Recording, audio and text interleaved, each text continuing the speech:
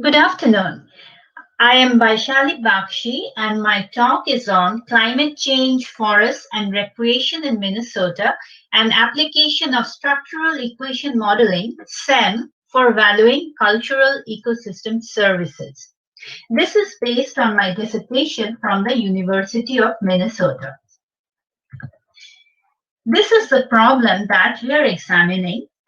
Climate change is driving a compositional shift in forests globally, but boreal regions such as northern Minnesota are particularly vulnerable to this change. As reported from this study called MIN-FAVAS in 2014, MIN-FAVAS means Minnesota Forest Ecosystem Vulnerability Assessment Synthesis. They found that because of climate change, by the end of the century, northern species such as pines, spruces, firs, aspens will be gradually replaced by temperate and grassland species such as oaks, hickory, maple, elm, ash, and cottonwood. So the question arises, how will this change impact outdoor recreation, which from this graphic you can see it comprises different categories such as big game hunting, skiing, and angling.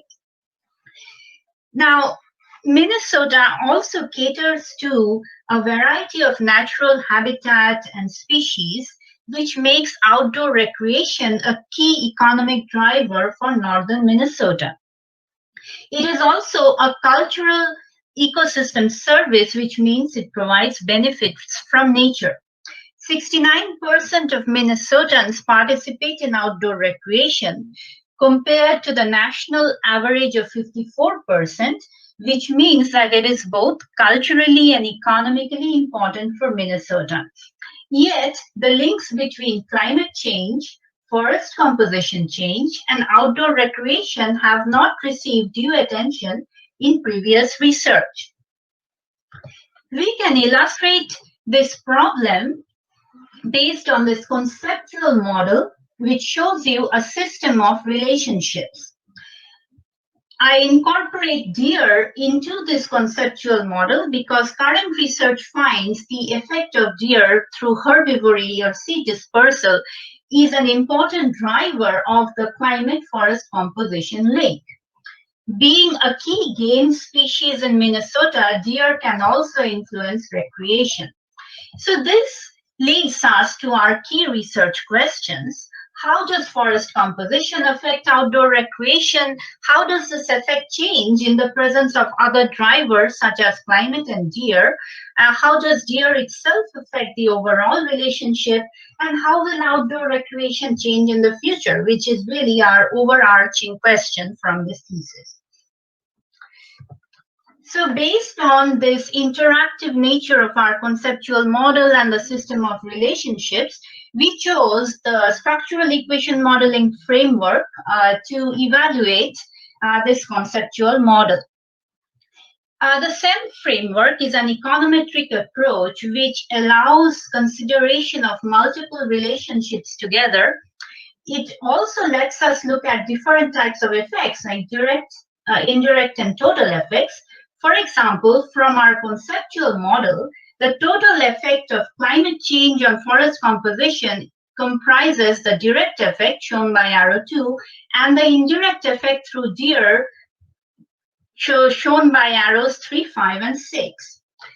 The SEM framework also lets us look at different types of variables like exogenous variables like climate, variables like temperature and precipitation, which are not determined within this system of relationships.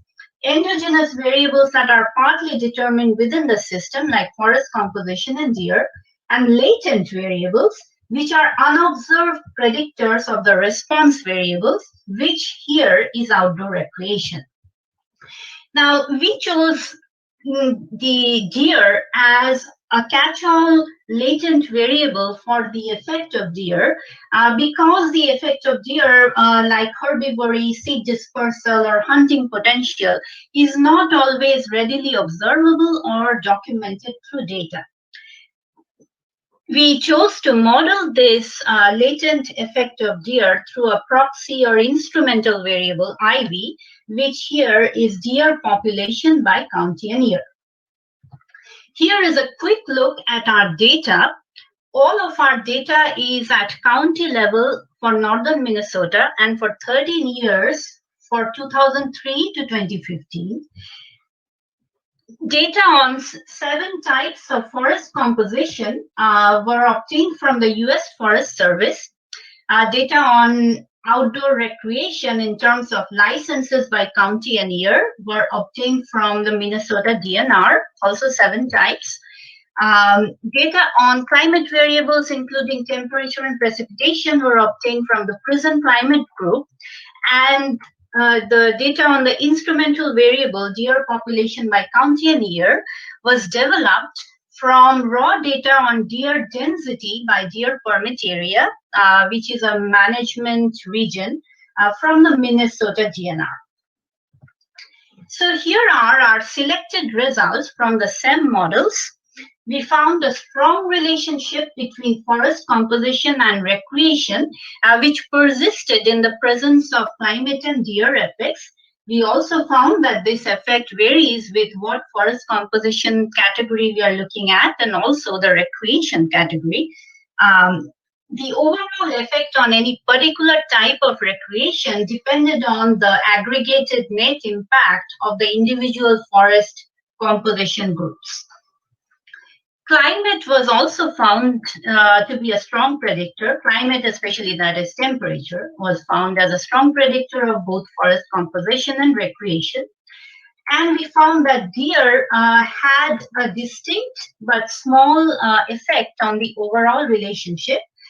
It had these interesting results for certain forest groups where it depended on these forest groups for food and habitat.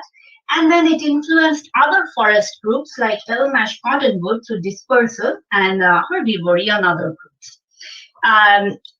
Finally, we found that because of this effect of climate change on forest composition, in future, there may be declines in key recreation categories such as small game and deer hunting and skiing, which could inform Minnesota's climate change strategies. Thank you very much.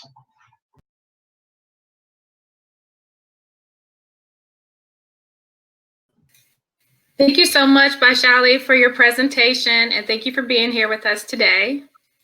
Thank you. Thank you for the platform. Yeah, absolutely. Okay, so here's one question for you. Is the SIM a useful tool for other types of ecosystem services? Absolutely. I can think of another ecosystem service we can use it for. In my model, we looked at, consumptive services, mostly like outdoor recreation, hunting, fishing, but you can apply it better actually to non-consumptive services like, spiritual healing, a sense of place, any type of, say, wildlife watching, values from that.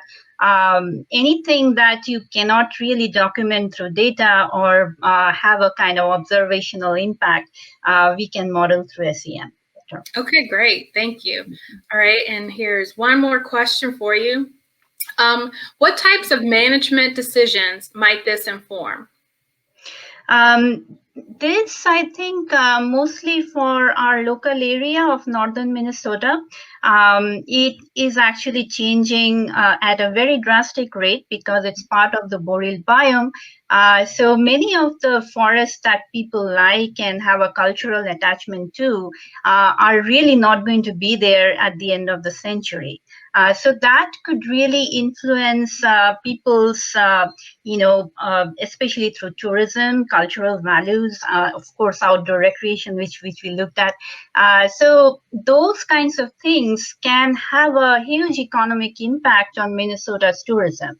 And therefore, the government, it is actually good for Minnesota to take these things into account, so that the economic gains that tourism has for Minnesota can persist in future, not just in an economic context, but also from the ecosystem services context, because these are often not accounted for, but are also very important.